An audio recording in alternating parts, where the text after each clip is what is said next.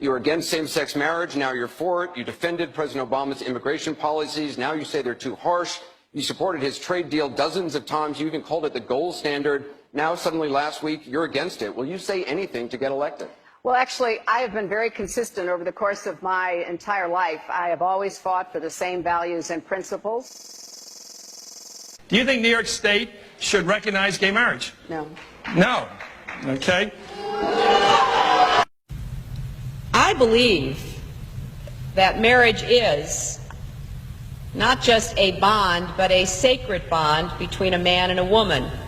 I have not supported same-sex marriage.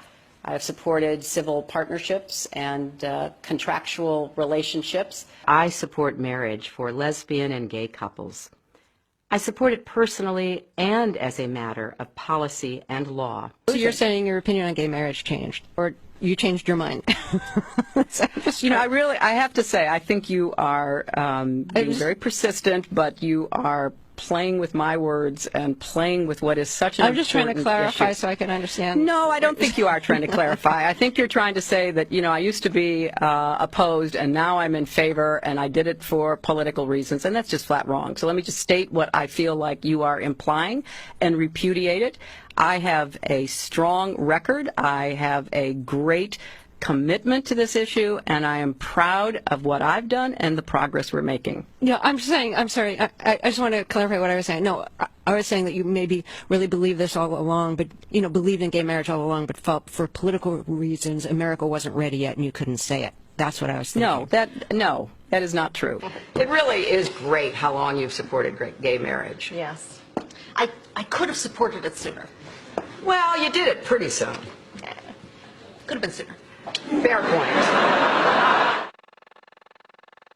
Just in July, New Hampshire, you told the crowd you, quote, take a backseat to no one when it comes to progressive values. I take a backseat to no one when you look at my record and standing up and fighting for progressive values. Last month in Ohio, you said you plead guilty to, quote, being kind of moderate and center. Do you change your political identity based on who you're talking to? No, I think that, like most people that I know, I have a range of views, but they are rooted in my values and my experience. You know, I get accused of being kind of moderate and center. I plead guilty. Just for the record, are you a progressive or are you a moderate? I'm a progressive. Going through the emails, there were over 60,000 in total sent and received. About half were work-related and went to the State Department, and about half were personal, that were not in any way related to my work. When you speak to the public, you say, I turned over everything. That's, for the most part, a direct quote. When you talk to the public, you say, I turned over everything. 90 to 95% of my work-related emails were in the state system. If they wanted to see them, they would certainly have been able to do so. You know what? That is maybe the 10th time you have cited that figure today. It is. And I have not heard anyone other than you ever cite that figure. Who told you that 90 to 95% of your emails were in the State Department system? Who told you that? We learned that from the State Department in their analysis of the emails that were already on the system. The Inspector General report found that less than 1% of State Department emails, record emails, were captured. So they give a number of less than 1%, and you give a number of 90%. I have absolute confidence that everything that could be in any way connected to work is now in the possession of the State Department. This pile represents the emails that you sent or received about Libya in 2011, from February through December of 2011. This pile represents the emails you sent or received from early 2012 until the day of the attack. There are 795 emails in this pile. We've counted them. There are 67 emails in this pile in 2012. And I'm troubled by what I see here. I can only conclude by your own records that there was a lack of interest in Libya in 2012. The server contains personal communications from my husband and me. Only time I got on the internet, I did 2 emails, and I ordered Christmas presents from a reservation. Otherwise, I found people said embarrassing things on emails. I didn't want to be one of them.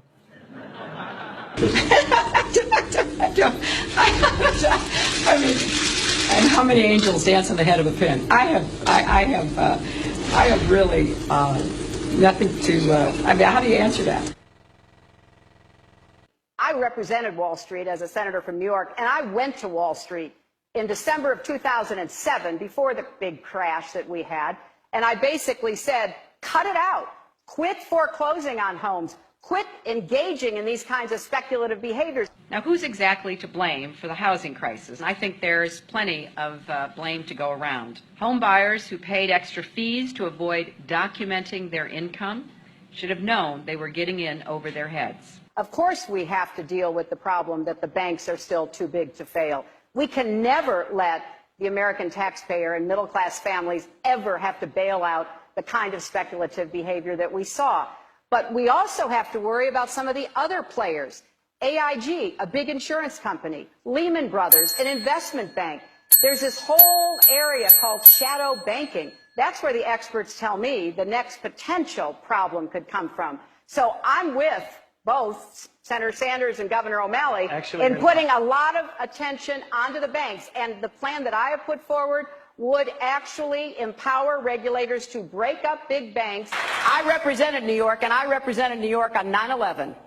When we were attacked, where were we attacked? We were attacked in downtown Manhattan, where Wall Street is. I did spend a whole lot of time and effort helping them rebuild. That was good for New York, it was good for the economy, and it was a way to rebuke the terrorists who had attacked our country. 9/11 was bad. I agree with that.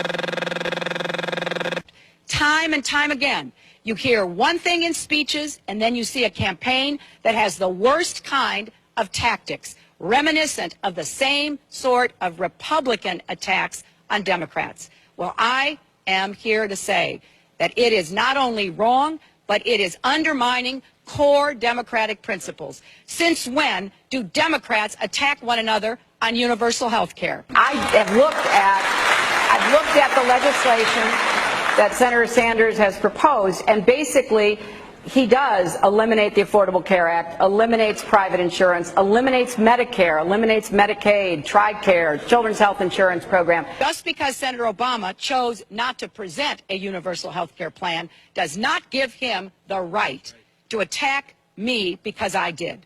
So let's have a real campaign. Enough with the speeches and the big rallies and then using tactics that are right out of Karl Rove's playbook.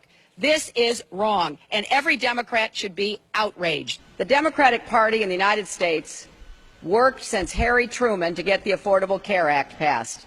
So shame on you, Barack Obama. It is time you ran a campaign consistent with your messages in public. Hillary Clinton's attempt to tout her foreign policy experience hounded her again on the campaign trail today. I made a mistake in describing it.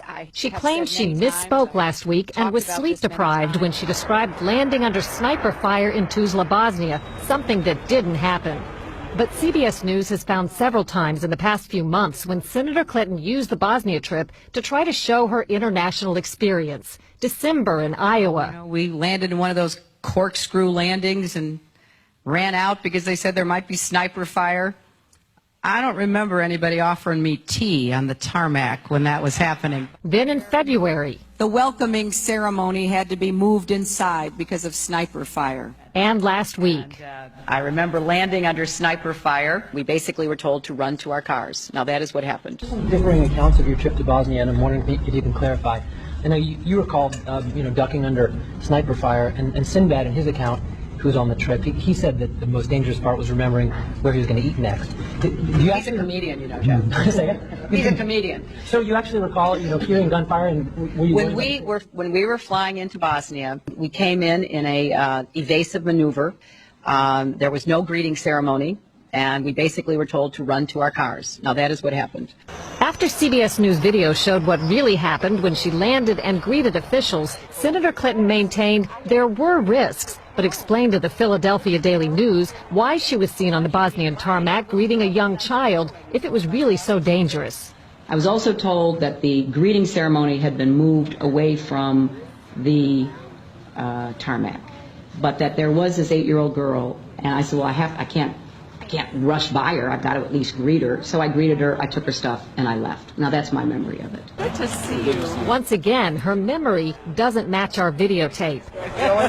She and her daughter Chelsea lingered on the tarmac to greet U.S. military officials. Took photos. There was the group of 7th graders on the tarmac, too. And then Senator Clinton walked to the armored vehicle where she did eventually duck and enter.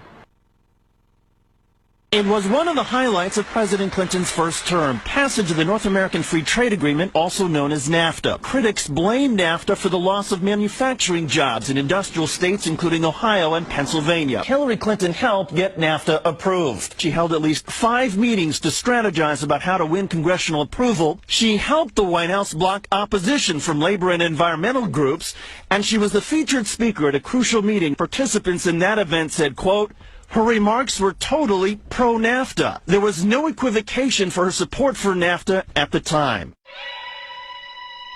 You know, I have been a critic of NAFTA from the very beginning. My concerns about NAFTA expressed years ago have been well documented and verified. I didn't have a public position on it. I have spoken consistently against NAFTA. And if you look at what I have been saying, it has been consistent. I have been consistent. You can go back and look at from the very beginning. I was one of the voices in the administration warning about NAFTA. You said it was good on balance for New York and America in 2004, and now you're in Ohio, and your words are much different, Senator. The record is very clear. Well, you don't have all the records because you can go back and look at what I've said consistently. Oh, I think that everybody is in favor of free and fair trade, and I think that NAFTA is proving its worth. I think on balance, NAFTA has been good for New York and America. Was NAFTA a mistake? NAFTA was a mistake to the extent that it did not deliver on what we had hoped it would. Your opponents are saying that that's really part of a larger pattern with you, that you often avoid taking firm positions on controversial issues.